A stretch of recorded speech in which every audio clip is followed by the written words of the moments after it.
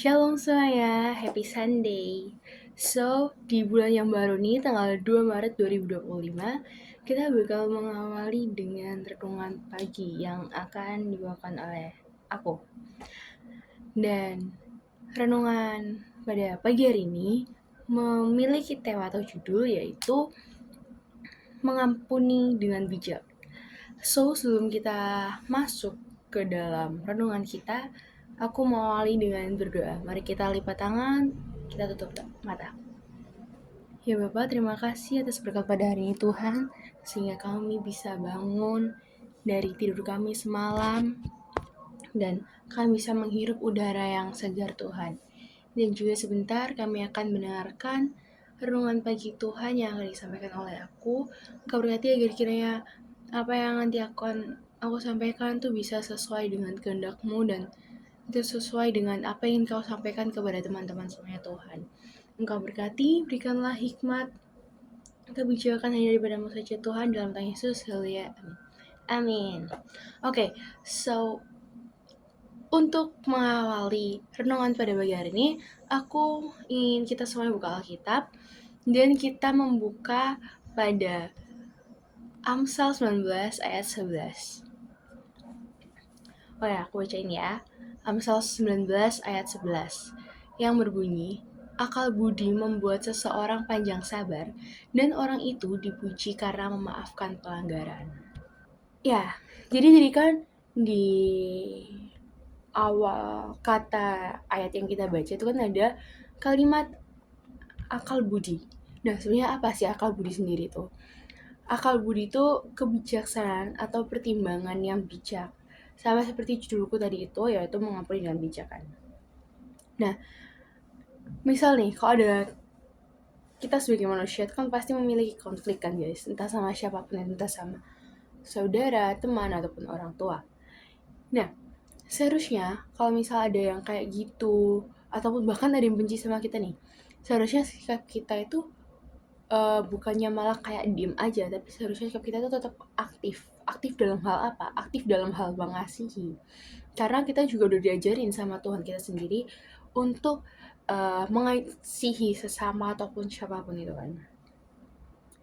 Nah, terus juga kadang itu kan ada ya orang yang misal dia tuh udah dibenci atau kayak udah disakitin gitu lah, dia tuh malah milih untuk diem aja. Maksudnya kayak marahnya tuh terlambat gitu loh, nggak kayak aku ya. Biasa kayak aku kan biasanya kalau misal ada yang pokoknya bikin aku kesel, aku kan langsung marah gitu. Nah itu nggak boleh guys, ya itu jangan dicontoh, emang aku salah waktu itu. Seharusnya sikap kita tuh diem, tapi kalau misal ada orang yang kayak disakitin terus begitu dia diem, itu bukan berarti dia lemah atau nggak berani speak up, tapi berarti dia tuh bijak atau dia tuh menggunakan akal budinya. Karena dia sadar kalau misal dia tuh udah diampuni oleh Tuhan dan dia lebih tahu mengabaikan suatu pelanggaran itu. Berarti dia memiliki sifat Tuhan dalam dirinya. Tapi guys, bukan maksud dari aku semua yang dari tadi itu bukan berarti kita harus mengabaikan kesalahan orang lain. Maksudnya kayak kita memilih untuk diam, tapi bukan berarti kita mengabaikan kesalahan dia. Jadi kayak si A nih salah sama si B, terus habis gitu si B tuh kayak ya udah kayak udah membenarkan gitu kesalahan yang si A. Paham gak sih guys? Ya pokoknya kayak gitulah. Harusnya kita nggak kayak gitu, tapi kita tetap harus bisa membedakan mana yang benar dan mana yang salah.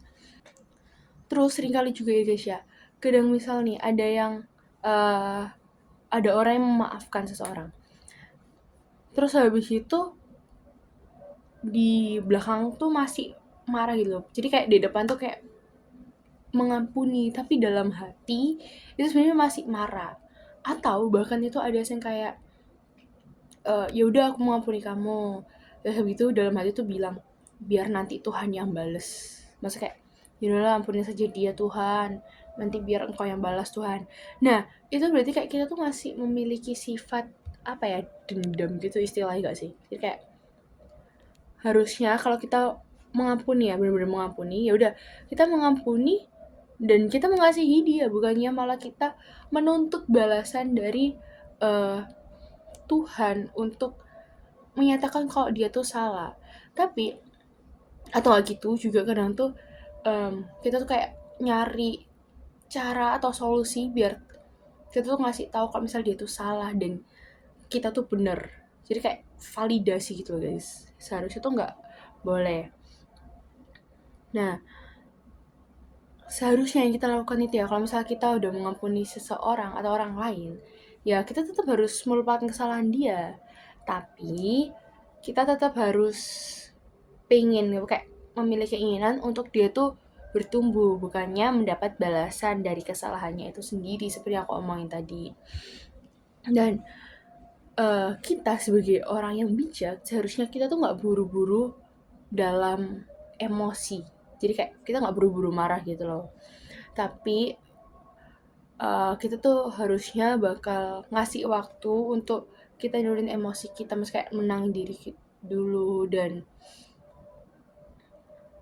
orang yang bijak itu mereka juga nggak kritis dalam menyampaikan emosinya. Jadi kita tuh harus sabar dan dalam menghadapi orang lain.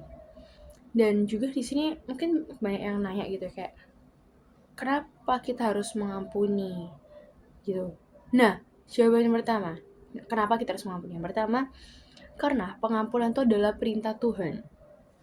Terus yang kedua, karena pengampunan itu membawa kedamaian. Kalau misalnya kita udah mengampuni kayak ini benar-benar ngampun ya, benar-benar ngampun kayak wah kita lega gitu. Tapi kalau misalnya